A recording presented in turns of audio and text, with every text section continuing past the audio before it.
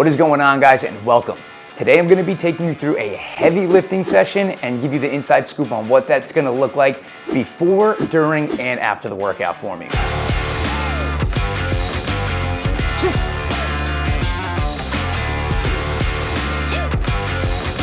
Now, first things first, we've got a 3:50 a.m. wake-up call. Bright and early today. I've got clients at 5 a.m., so we got to make sure we're getting up early.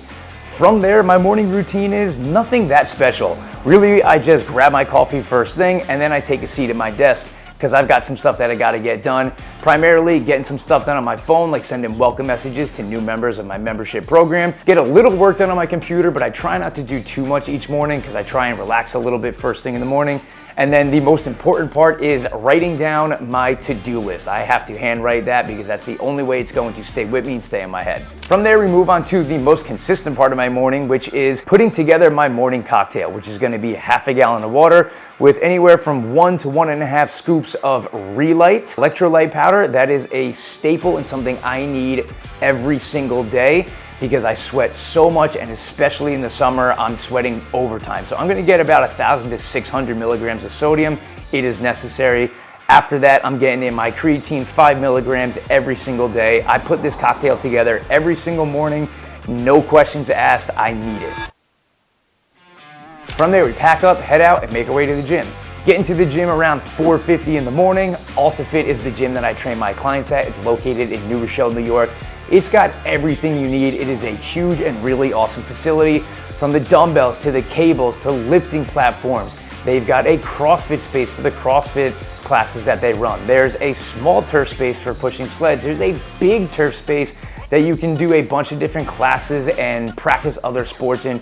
It's a really awesome place, and I'm very lucky to be training my clients here consistently. Starting the morning off with a 5 a.m. client. We have 4 people in this one. They are a family I've been training for a very long time, and I love training them. They're some of the only people that'll get me to the gym at 5 a.m. From there, we move on to my 6 a.m. session, which is another group of 4. These are people I've been training forever. I love them. In the best way possible, we tend to not get a ton done because we're like family and we kind of just bullshit the whole time. Now it is time for the 7 a.m. kettlebell class. This is one of my favorite things about Wednesdays because this gym has allowed me to start a kettlebell class on Wednesdays at 7 and 9 a.m. It allows me to showcase my thing, do my thing, and it's a nice way to break up the week from just doing sessions all the time.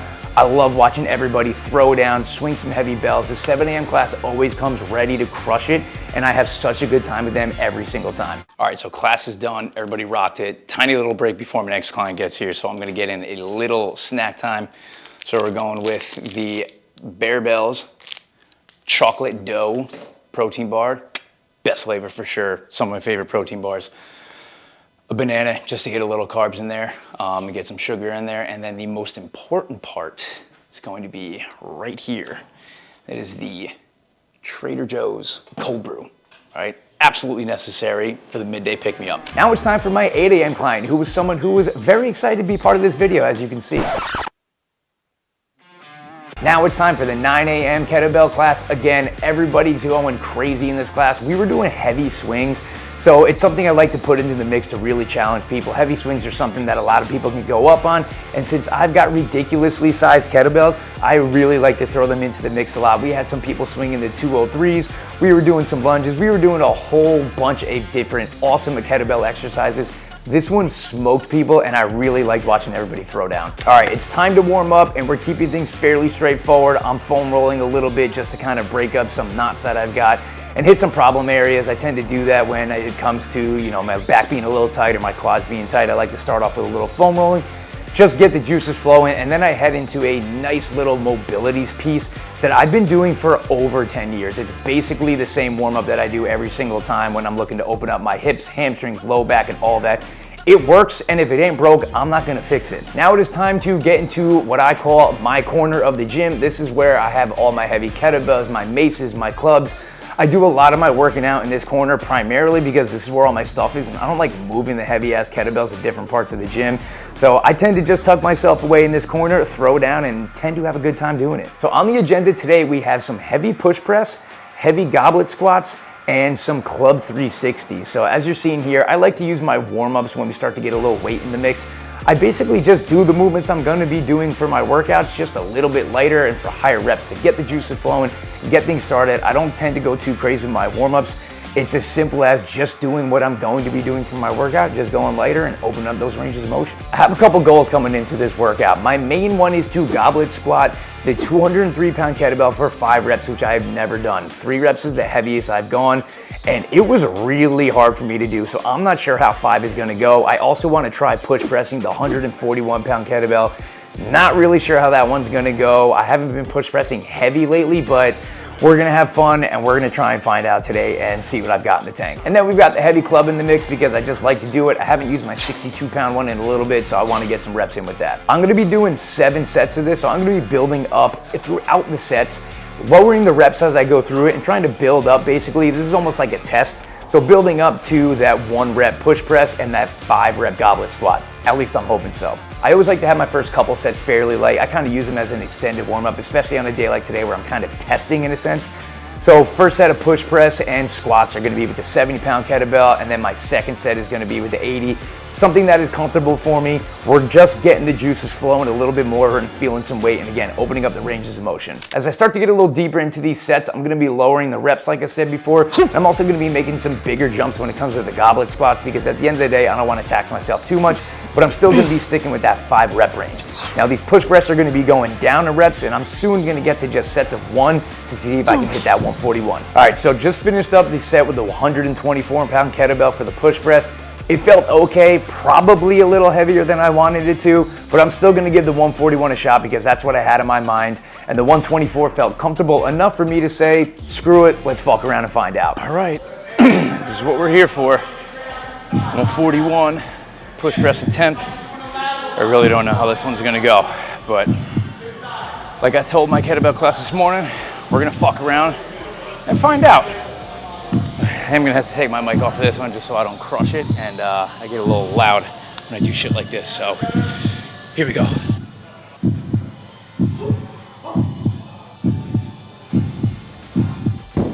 Failure. I had a feeling that wasn't gonna be there. And that did not go according to plan. That was way too heavy. I have not been push pressing heavy enough, honestly. Again, I kind of had no business trying that and probably shouldn't have. I'm comfortable enough with failure and getting out of the way of weights and things like that, so I know I'm probably not gonna hurt myself. I just wanted to try it, see where we're at. I know I've got some room to make up and some more pressing that I need to do if I wanna get something like that. I've tried it a couple times in my life, haven't necessarily been able to do it, so wanted to try it. It's not there yet, we're gonna get to it. It's now time to attempt 5 reps with that 203-pound kettlebell for our goblet squats. 141 was the last set I did. A bit of a jump going 141 to 203, but I know doing a set of 5 at that 176 is gonna tax me too much. All right, this is what we came here to do. This was the goal for today, the second you woke up.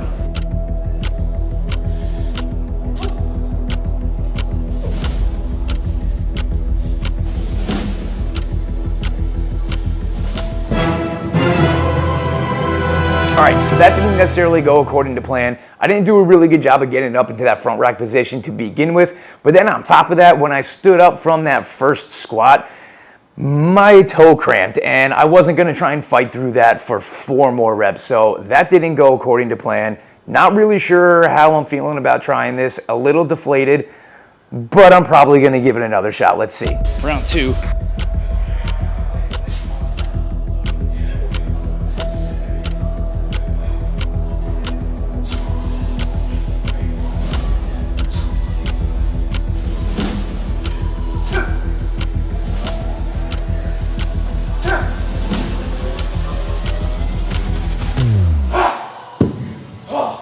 Let's fucking go. Hey, guess what? Go fuck yourself. Woo! Wow, okay. I didn't think that was gonna happen, honestly. That first set, or first attempt, was pretty pathetic. I barely got one, toe cramped up. It was a mess. But just goes to show, it's all fucking mind game. Oh, I'm happy we did that. My biceps feel like they're going to explode. If you've ever done super heavy goblet squats, you know it's a big bicep torture. So nonetheless, I'm happy about that. I'm super pumped about that workout. It actually ended up being a little better than I thought. We went 1 for 2 on the PR attempts. kind of the ones I was thinking was gonna happen. I'll be honest with you, I didn't have the most confidence going into that 141 push press. And it's not a negative train of thought, it's just kind of like I know knowing where my body's at. That 203 for 5, I really did think I could get it. After that first set, I wasn't feeling that confident, but I'm really happy we were able to get it, that set of 5. I want to be able to push those a little bit, so happy we got that. I'll take 1 for 2 on the PRs. Now, I'm fortunate enough that I've got an awesome athletic trainer here who is willing to work on me. I've got a little hip thing going on, so he can squeeze me in for like 10 or 15 minutes when he gets the chance. So he's gonna be working on me. He's gonna be digging into my glute, my hamstrings, my quad. He's gonna be pulling my hip, cracking my neck, cracking my back, and doing all of that good stuff. I love when I can get this done because it just helps keep me fresh. If I have any sort of injury or thing that's starting to kind of bother me or sneak up on me, he's really good at just kind of banging that out and allowing me to continue to train pretty hard. Now, luckily today I've got some extra time. When I do have some extra time, I like to try and hop in the sauna for anywhere from 10 to 15 minutes after workout. I think it's one of the best things you can do right after a workout. Just sit, relax, breathe, let all your muscles relax, let your mind relax, sweat it all out. I feel like this just helps loosen things up. It really helps me sweat a little bit more, which I just like to do, which is why I'm drinking so much sodium all the time. And then just kind of relax, you know, my workouts are super intense and I get really into it and I get aggressive. And when I sit in the sauna for 10 minutes, I got no phone, I'm just breathing, I'm chilling, relaxing. It's something I really like keeping in the mix and I want to continue to do more now that the gym recently got a sauna. So 10 to 15 minutes with the sauna, we are all done. It is time to pack up and hit the road. It's time to get home and eat and recover. That was a good lift. I'm happy about that one. Really just a kind of a test day, or a primarily strength-based day, obviously. It's really just kind of working towards that 141 push press and the 203 goblet squat for 5. That was kind of like just the main focus of the day, which is fine. You know, that's gonna happen when you have like test days, is they're not gonna be the like best workout or have a ton of volume. Just kind of like, hey, can I do this? And not burn yourself out too much in earlier sets, building up to that, because that's important. If you're testing, right? At the end of the day, the goal is to test, so you don't want to burn yourself out. So I'm happy about that. I'm riding that 203 for 5 high a little bit. Yeah, I'm happy about it. But yeah, I am definitely ready to get home, crush some food because I'm absolutely starving, and chill for a little bit. So we are home. It is finally time to eat a real meal. This is always my first meal of the day. It is 12:30 p.m. I don't like to bring food to the gym. I don't like eating out of Tupperware and microwaving chicken and all that. So I don't really eat a full meal until I get home. And we are doing the same thing that we always do, which is going to be 6 whole eggs. I am on team egg. All right. I love eggs. They got protein. They got good nutrients. So I eat a ton of eggs, 6 eggs every day. Our finished product is 6 whole eggs, 2.5 lengths of the chicken sausage. That's going to be a total of 58 grams of protein.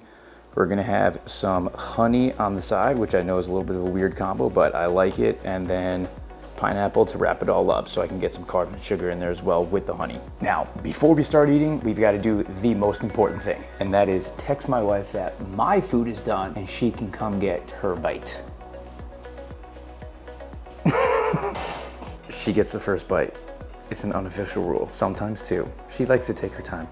And then that's basically it. We chow down, we crush that, we recover, and then we have ourselves a nice relaxing rest of the day and maybe get a little bit of work done, all right?